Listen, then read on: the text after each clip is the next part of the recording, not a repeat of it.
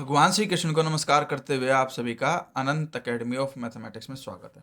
देखिए, अब हम करेंगे ऑर्थोगोनल कॉम्प्लीमेंट्स क्या होते हैं। सबसे पहले तो इसकी डेफिनेशन को समझिए।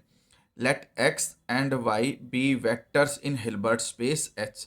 हिल्बर्ट स्पेस एच के दो वेक्टर, एक एक्स और एक वाई।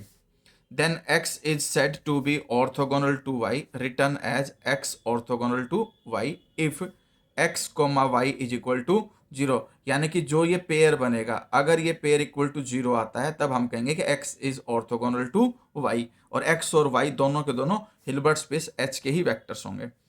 फिर ये नेक्स्ट कंडीशन होती है हमारे पास इनर प्रोडक्ट स्पेस के अंदर कि भाई एक्स कोमा वाई का जो कॉन्जुगेट होता है वो इक्वल होता है वाई कोमा एक्स के, और यहाँ पर x कोमा वाई जीरो है तो जीरो का कॉन्जुगेट जीरो ही होता है। इस वजह से जो y है वो भी ऑर्थोगोनल टू x होगा। यानी कि अगर x ऑर्थोगोनल टू y है then y is orthogonal to f, और कन्वर्ज भी ट्रू होगा। तो हम लिख देंगे ये condition. The zero vector is orthogonal to every vector. जो जीरो वेक्टर होता है वो हर एक वेक्टर के साथ ऑर्थोगोनल होगा। क्यों होगा? क्योंकि जीरो कोमा एक्स जो है वो जीरो ही होता है, क्योंकि ये प्रॉपर्टी होती है इनर वेक्टर स्पेस की। अगर जीरो कोमा एक्स है तो वो जीरो ही आता है फॉर ऑल एक्स, एक्स की वैल्यू चाहे कुछ भी हो। तो zero is orthogonal to X for all X. Zero vector is the only vector which is orthogonal to itself. खुद के साथ सिर्फ जीरो ही होगा, जीरो के अलावा कोई दूसरा नहीं होगा। भाई अगर x ऑर्थोगोनल टू x है तो इसका मतलब x comma X equal to zero, norm of X square equal to zero हो जाएगी। इसका मतलब जो x है वो किसके इक्वल आ गया? जीरो। तो zero is orthogonal to itself and zero is the only vector which is orthogonal to itself.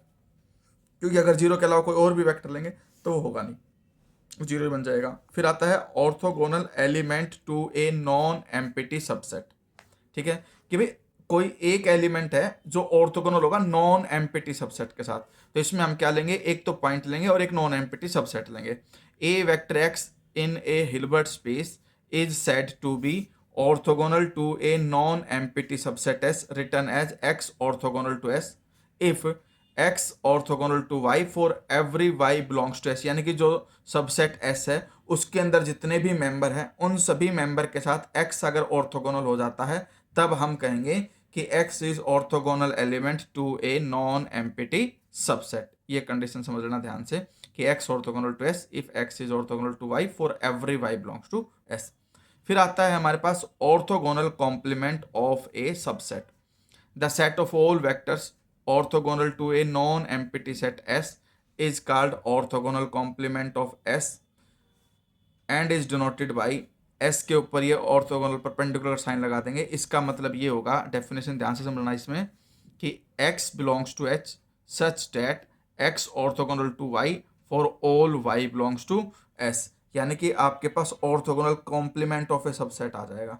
यानी कि आपके पास वो एलिमेंट जो एस के अंदर बिलोंग करते हैं और उन एलिमेंट्स, सभी एलिमेंट्स के साथ एक्स ऑर्थोगोनल हो जाता है, तो वो जो सेट बनेगा हम उसको orthogonal complement of a subset बोलेंगे और इसको डिनोट ऐसे करेंगे। फिर हमारे पास ये कंडीशन है, रिमार्क में ध्यान रखना, कि एच का जो ऑर्थोगोनल होगा वो जीरो होगा और जीरो का ऑर्थोगोनल एच होगा। ये कंडीशन याद रख लेना। फिर आता है ऑर्थोगोनल सेट। ऑर्थोगोनल सेट क्या होता है? A set S of vectors is set to be orthogonal if x is orthogonal to y whenever x and y are distinct vectors in S. यानी कि आप सेट एस लेंगे, उसी के दो मेंबर लेंगे और दोनों डिस्टिंक्ट होने चाहिए और दोनों के बीच में ऑर्थोगोनलिटी की कंडीशन अप्लाई होनी चाहिए। यानी कि एक्स और जो वाई है वो ऑर्थोगोनल होगा। उसी तरह से अगर जेड आ जाता तो एक्स जेड के भी होगा, और कोई पॉइंट आ जाता तो उसके साथ भी ऑर्थोगोनल होगा। तो इस तरह से एस के एक्स खुद को छोड़ करके बाकी सबके साथ वो ऑर्थोगोनल मिलेगा, तब हम कहेंगे कि एस इज ऑर्थोगोनल सेट। फिर आता है orthogonal sequence. A sequence finite or infinite of vectors xn is called an orthogonal sequence if xj orthogonal to xk whenever j is not equal to k। यानी कि जो sequence है, sequence के दो member एक दूसरे के ऑर्थोगोनल हो जाए, दोनों मेंबर डिस्टिंक्ट होने चाहिए। ये हमारे पास कंडीशन है। फिर यहाँ पर कुछ एग्जांपल और एक्सरसाइज दी, जैसे कि lambda one lambda two and be any sequence of scalars in the Hilbert space of finitely non zero sequence. Define x1 तो ले लिया lambda one comma zero zero, x2 का सेकंड प्लेस पे lambda two, बाकी सब जीरो। Then xn is an orthogonal sequence of vectors. अगर इस तरह की कंडीशन आती है तब हम कहेंगे कि जो ये सीक्वेंस वो ऑर्थोगोनल सीक्वेंस ऑफ वेक्टर्स है। और in the unitary space the vectors x1 1 2 2, x2 2 1 comma minus 2 and x3 2 comma minus 2 comma 1 are orthogonal incidentally कि norm of एक्स के is equal to 3 for all के।